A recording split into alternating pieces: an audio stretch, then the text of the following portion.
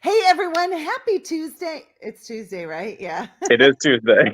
A week off since we traveled back from the cabin yesterday, but happy Tuesday, all of you. I hope that you're having a great week already. I'm super excited to have this guy. If you ever watch my Facebook lives, you have seen him many times. And I think we probably did our very first Facebook live almost before you, like right when you started the boot camp, right, Dr. Matt? If I believe so, yeah, we definitely did at least one then. It was kind of get everybody open and into the Facebook Lives because we were all kind of afraid of them in the beginning. Yes. And so you are definitely no stranger to Facebook Live. You do them all of the time in your practice. For somebody who isn't doing very many Facebook Lives, what are your like top 3 pro tips to be either good at them, or even if you're not good at them, just to do them? Honestly, the way I got good at it was you really just choking us down of like you got to do them. You just got to jump on. Doesn't matter what you look like, sunglasses on. Doesn't matter what you're wearing, office hours, non-office hours. Just get on and do it. And it just like anything else, it becomes routine. And I don't even think twice about it. Like if something's coming up, we got to change in the schedule, or right now we're doing the build out to the office. It's like, well, we got to change. I got to let everybody know. I just hop on real quick. Takes me 30 seconds to do. Yes.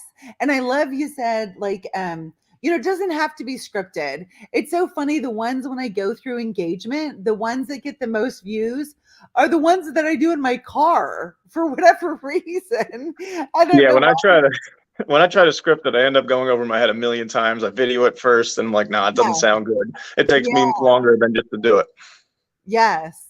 And it's just like anything else. I love in Effortless Success, Michael Neal gives the story about his little boy wanted to play baseball.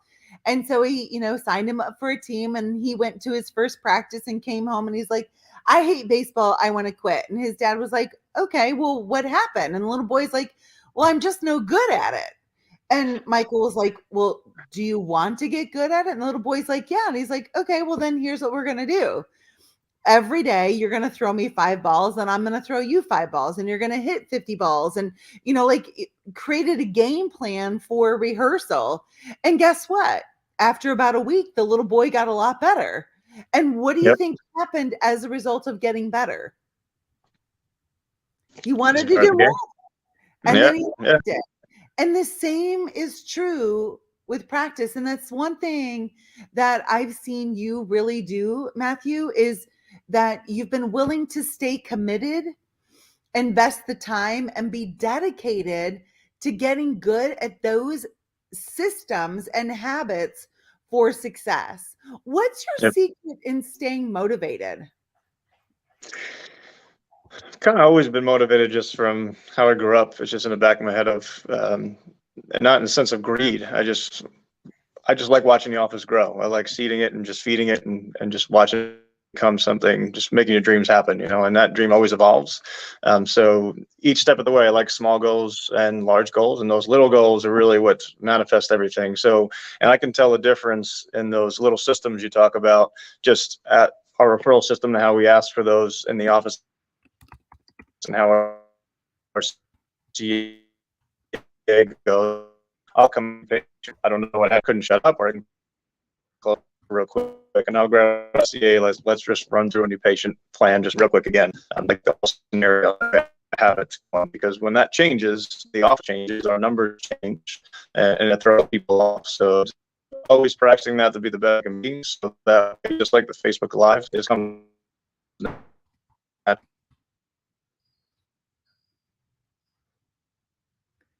I don't know if anyone else is experiencing this, but like you froze, Matthew, and maybe it's me that froze. If someone who's watching You can there? post in the Okay. comments there, um, then I can have a better idea of what's going on. You froze for just a second.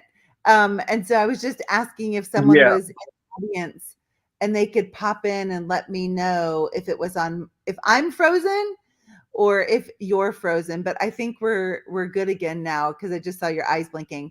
Yeah. So I think Okay. you said that the things that you're most committed to are training your CA. I heard something about referrals and grabbing your CA. What else did you say? It was recognizing when I'm perfecting those systems. It was more not training the CA, it was more about me. I recognize if the new patient I had back there, I would come out to my CA and say, I botched that. I rambled off. I just couldn't stop talking. We got to go over this again. And if we have a second, we'll go over the new patient process real quick. So it's fresh in my head. It's kind of like that Facebook Live where I just want it to be natural. I don't want it to stress me out. I mean, we've seen, I think the most was 7 or 8 new patients in a day. And like, it's no problem. It's just clockwork after that. I mean, even though every scenario is different, I don't say the same thing. My verbiage is not the same thing to every single patient, but the process is, and I just want to perfect it because it just makes the whole day smoother.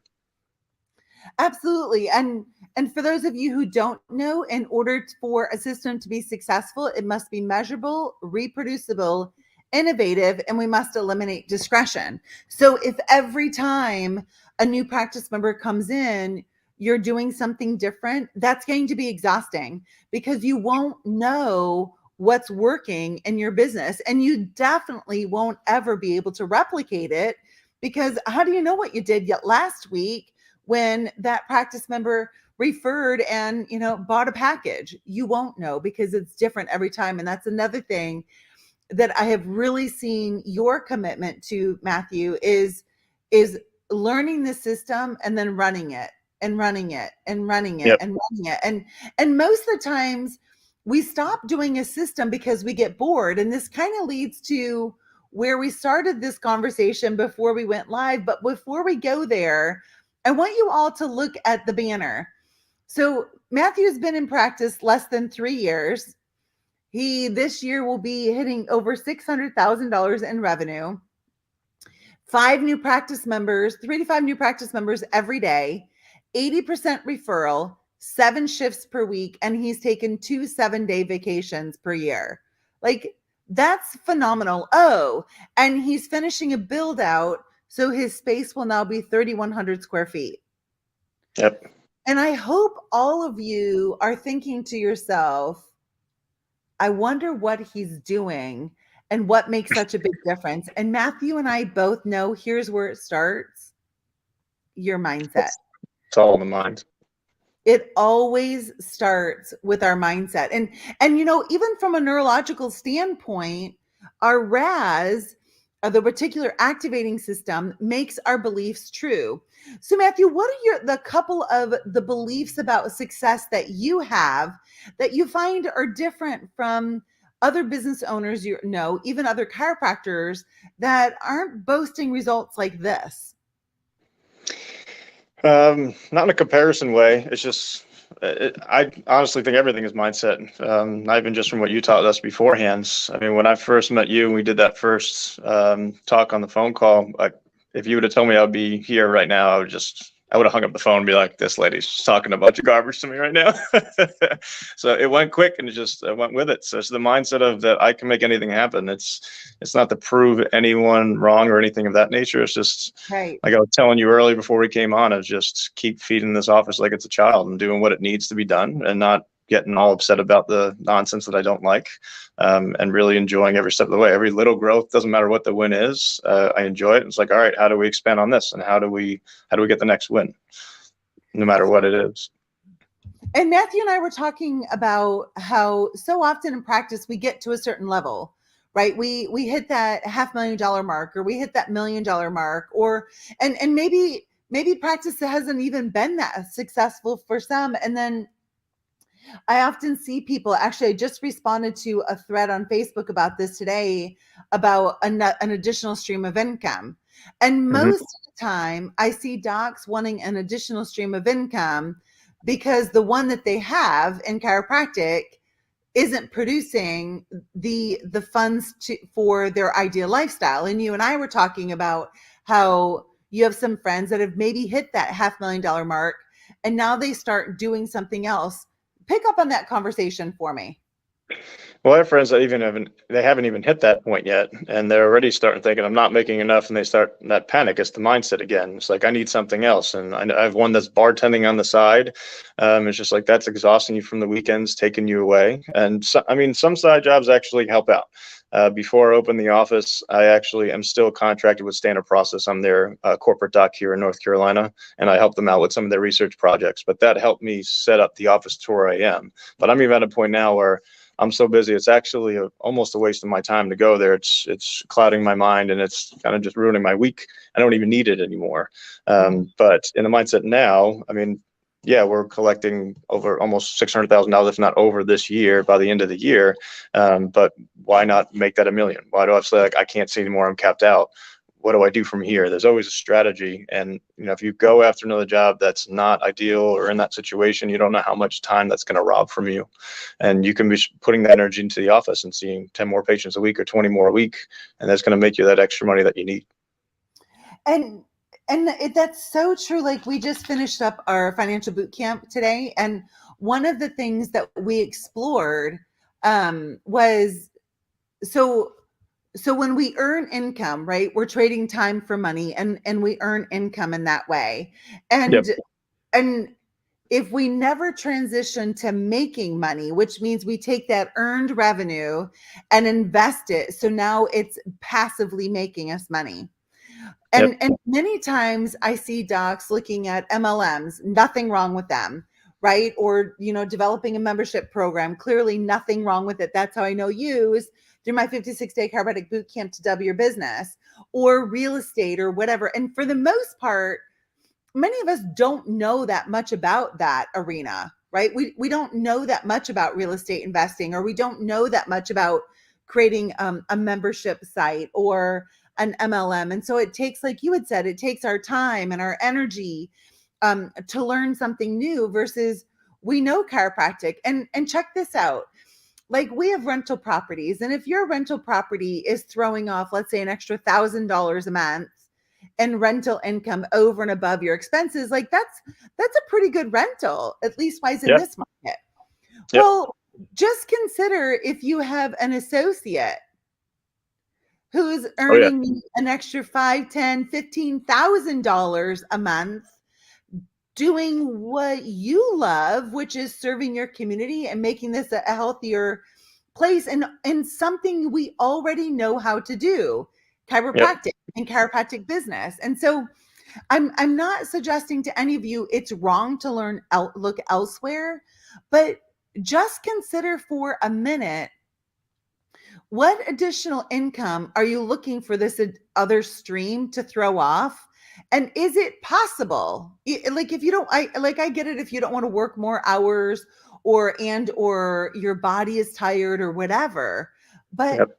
there's not a shortage of individuals on this planet who need chiropractic care. Oh yeah. Or in your case, like Dr. Matthew's wife is a massage therapist. And so they have combined massage and chiropractic, and massage does very well. And even Jessica has looked at, okay, I can keep doing massage, or I can replace myself, have somebody else be earning that income that I was earning, and step into a design mode and hire more people. So let's So talk about she's already done that. We have another that. massage therapist there now. She's been with us for, I think, close to a year, 8, 9 months. So yeah, I don't even want the profit because I'm doing fine myself. So Jess just takes the revenue from that. And that's what I'm doing with the other office, that like the addition that we're doing.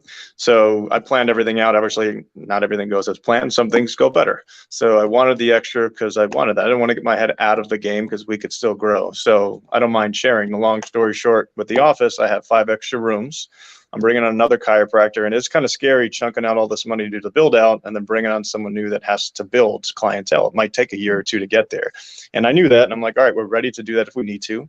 But the guy I go to, I get adjusted. He's actually wants to wean out. He's got maybe 2 to 5 years left. He's already made his money. And I was joking with him. I said, if I'm expanding, if you want to like downsize, and he thought it was a brilliant idea. So he's dropping his whole office and bringing everybody over. So we're literally doubling overnight. We'll be $1 million office the first year. And then he said, I'll help you hire someone to take over my clientele when I want to leave. So we're going to split the overhead now. I'll save a few $1,000s a month, which is nice. I'm not making a ton, but when he retires, we'd have someone come and take his revenue. Like we profit 6 figures that first year. Even if we lose 40, 50, 60% of his patients, we're still going to profit massively. So, and then we have an extra treatment room. We have a nurse practitioner who's going to do a monthly rental. So there's other ways outside of just seeing more patients that you can get there. And that's just what I plan and just learned through you. So that's what we wanted to get to. So I'm really excited to get this office opened up so we can get to that spot. And, one thing I've observed that you've done successfully in the last 3 years is you have done a great job focusing on what's my next step. What's not 50 steps out there, but what's just my next step? You hit that next step and then the next one. And then the next one, and then the next one, and the next one. And the other thing I've observed that you do, and I don't know if you've observed this about yourself, you're not the random idea guy. Like, I don't see you chasing this idea and this shiny thing and that shiny thing. Instead, you really got in and learned what it is to be a chiropractic business owner and then mastered that. Because ultimately, that's what's given you the opportunity to use your incredible skills as a doctor. Yeah. And I want to applaud you and also just bring that to light, that when we're chasing all of these shiny objects, we're never where our feet are grounded. And that is not the way to build wealth. Yeah, I have a buddy who's doing that. He's all over the place. He does the chiropractic part, nutrition, he's personal training, and it's just like instead of focusing all, and he always says, I can grow the practice, I need more patients, but he's up at 5 o'clock in the morning training for 3 or 4 hours before he goes into the office. I'm like, how many people you can see in that time frame? Like, you're going to make way more than that than training, and you're exhausting your body. Like, getting up, and then he has to work out himself on top of that. So he's up 3, 4 in the morning every day, and I just don't want to burn out like that. That's what's going to happen. Yeah. What's your advice to somebody who's watching now or who watches this later and they're like, well,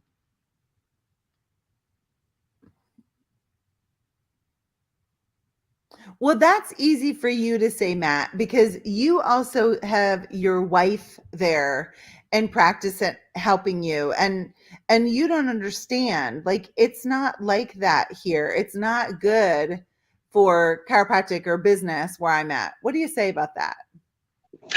It's a sham. How do you say a lot of you are listening heard my story a million times, but for those who haven't, I mean, I had a great mother, but rough family upbringing. I lived out of my car for 4 years, and all this goal setting has been there engraved in my head since I was little, because I had one job. Stop. Did you guys all hear that? Matt lived out of his car for 4 years. So please know this. You are not your trauma. Matt is not his trauma. Barbara is not her trauma. And there isn't severity. I say this delicately in that we all experience tragedy. However, our past does not have to restrict today or the future. Matt lived out of his car for 4 years. He very could easily be like, I can't make it because look at my upbringing. And instead, what has your philosophy been, Matt? That actually was my mindset for a long time. I always wanted to go to chiropractic school.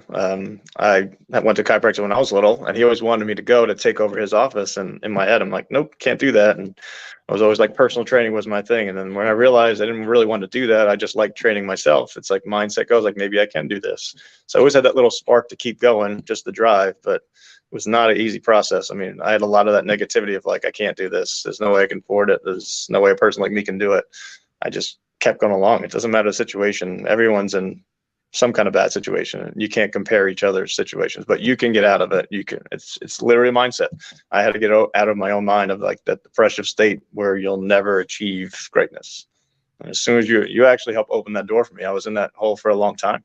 And then once you realize, once you put your mind to it, all in massive action is literally written on our wall when we walk out the door all the time. It's just whatever I do. It doesn't matter what it is. I'm walking the dog. I'm all in. It's all about the dog right there. So. And that's what we talked about earlier was I asked Matthew, like, what would you say is different about your success journey and other people? And that's what you referred to is commitment, right? Like Yep. commit first, all in. Yep. What How do you do that day in and day out and day in and day out and day in and day out? It's exhausting at times. I'm not gonna lie. It's not all fine and dandy, but I just develop a routine. I used to compete in powerlifting and bodybuilding too. So like even my eating habits, like I'm at the gym 4 a.m. every day. I get up at 4, hit the gym there 4:30, done at 5, make breakfast, sit with the dogs. That's my little time, and then I'm planning what I'm go through emails, what I got for the day. I get in, and it's just my routine. Mhm. And that part of my life, I like routine. The rest outside, we like to have fun. I don't plan that. That's just like, I'm going to have fun. But that part of my life is structured. So it seems easy, just as going your new patient exams, re-exams, referrals. It's routine. If you make it a habit, that's the way you go about life. And it makes everything easier for me. And that's what I'm consumed in. So when I'm doing that, that's what I'm focused on. And it's easy to achieve the goals when you do that. That's so true. Commitment and routine, because every habit that we have now, we developed over time, Mm-hmm. right? It's rare that we just like all of a sudden wake up and have this habit formed that we don't stop. It develops over time, and remember that one of the biggest things that I see impeding people's success is they tell themselves they don't like to do something. And I I don't want like to to do a lot of tell things. probably that it's not that you don't like doing something.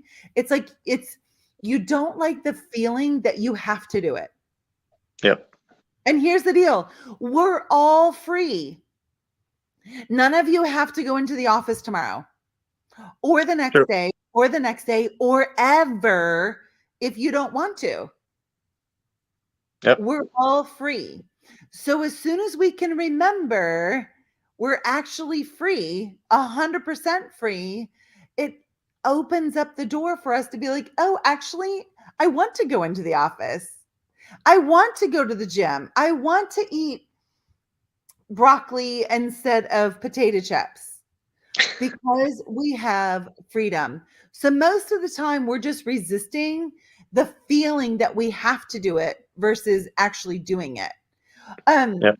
as we wrap this up, congratulations on being such an awesome contributor as well in the boot camp. I love that you're the first guy to congratulate somebody, that you offer your assistance at any time, anywhere.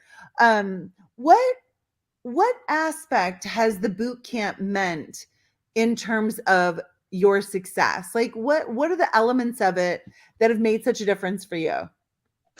I'm a big connector and communicator, so even just sometimes I'll sneak on if I don't say anything. I look for some of the positivity, what everyone else's like success. I like for everyone else to do well. So when I see somebody had their greatest month, biggest collections, most amount of visits, and I'm like, wow, that wasn't me this month. I want the best collections next month, so let's go at it. Like it just gives me that little pump of motivation I need just when you get in your daily routine, for the regular things. It just lifts me up a little bit. So that's what I love about it. Yes. And when we share a success with others, it's not bragging if it's true. And the second thing is think about how many people are inspired by somebody else's story, right? That I am. our stories then become the launch pad, become the catalyst, become the spark for somebody else to be like, "Oh my gosh, if Dr. Matt can do it, I can do it. If Yeah, so that's what I want people to say. I can do it too." And so please know that when we commit and we go all in and we radically change our lives, that other people are watching. That Yep. other people, it's making a difference. Oh, here's somebody saying, "Preach, brother." And somebody else said, "Great job, number one." Oh, that's our competition. Yeah, we just found, I can't market it yet, but we just found out we won Best of Lake Norman second year in a row. So super Woo! excited. We got a dinner on October 13th, so we actually get up on stage in front of everyone. So I'm excited about that. And it's a good way to launch our expansion as well. So that's what I want to use it for. Yes, that is so exciting. So, as we round this out, what words do you want to leave with those who are watching who aren't in the boot camp yet? Well, if you're not in the boot camp, join. I mean, just it's honestly as easy as that. It's gonna get you there. If you need motivation or just need someone for accountability, like we have everything this boot camp that everybody needs, and everyone needs different resources, and it's all Mhm. here. Even just someone to connect with, like we have people that are specialized in Medicare, like Robin. Like, there's always something to benefit you from what you need. Yes, and training. I think that we often hold ourselves, especially business wise, as chiropractors, to a standard that's unfair.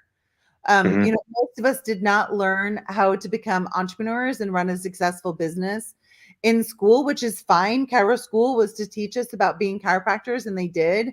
And yet, then we hold ourselves to these standards that we're supposed to know how to do marketing, that we're supposed to know how to do all of these things, profit, loss, insurance, like all of that. And we didn't just like get that knowledge without learning it. And so Oh that's yeah, I love about the boot camp is there's training for everything you can possibly encounter um in the boot camp, that's for sure. And there's Paula saying, awesome, congratulations.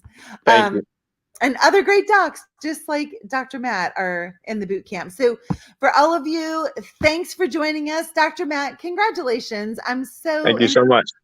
proud of you and honored to have been on this journey with you. Absolutely, thank you for everything you've done.